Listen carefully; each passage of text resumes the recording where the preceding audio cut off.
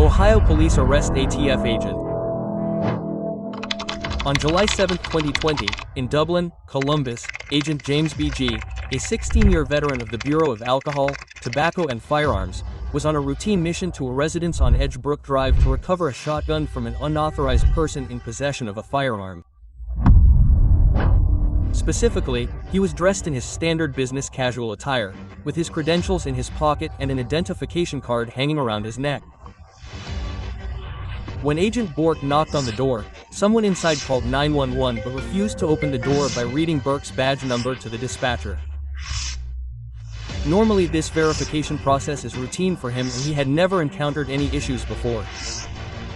However, this time the dispatcher instructed him not to open the door. Upon the arrival of backup Joseph Pett, Agent Burke motioned for him to come forward by identifying himself as a federal agent with his hands up. However, Fige immediately drew his weapon, pointing it at Bork, and yelled at him to get on the ground.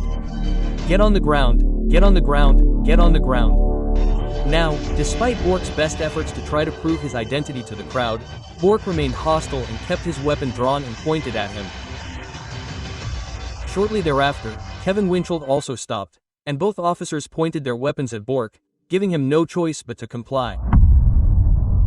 The officers kept their weapons pointed at Bork for over 90 seconds before aggressively handcuffing him. During the arrest, the officers repeatedly used a taser on him, despite the fact that he was face down on the ground and not resisting. The officers refused to listen to Burke and forced him into the patrol car.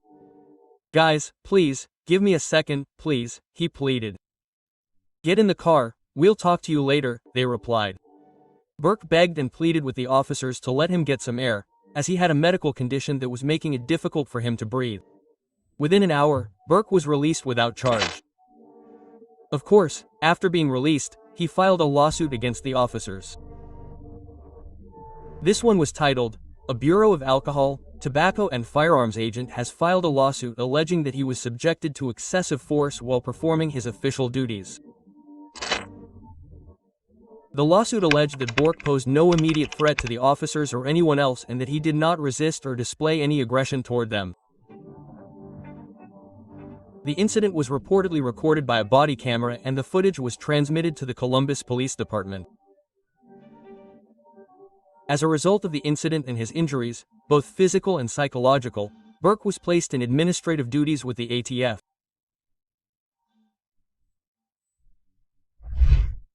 The lawsuit named the city of Columbus and officers Fike and Winchell as defendants and alleged a pattern of misconduct by the Columbus police, along with a failure to investigate the officers' behavior, amounting to what is called unconstitutional policing. At this time, the police division has declined to comment on the ongoing litigation.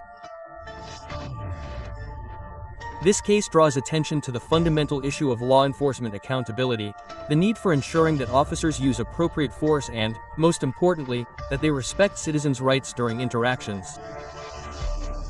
If you thought this story was crazy, wait until you see the next one, in which a group of police officers harass an elderly woman on a scooter and pay dearly for it. Police arrest woman with a disability. In 2018, a Brookings, Oregon woman named Jennifer Gay Mann, who relied and relies on a mobility scooter due to her disability, was cited and subsequently arrested by police for riding the scooter on sidewalks. Specifically, it was reported that she had been out with friends that night and had used her mobility scooter to walk home, a trip of just a few miles. However, 2 Brookings police officers arrested her on the grounds that she was not allowed to ride her scooter on crosswalks or sidewalks and that she was required to wear a safety helmet. Of course, body cam footage of the incident was obtained, which shed much light on her conversation with the officers, although the officers at all times were not allowed to ride the scooter on sidewalks or in pedestrian crossings. The moment they tried to explain to the lady why they had stopped her. The officers then asked for her identity document, which she readily provided. However, despite repeated requests, the officers would not return her ID.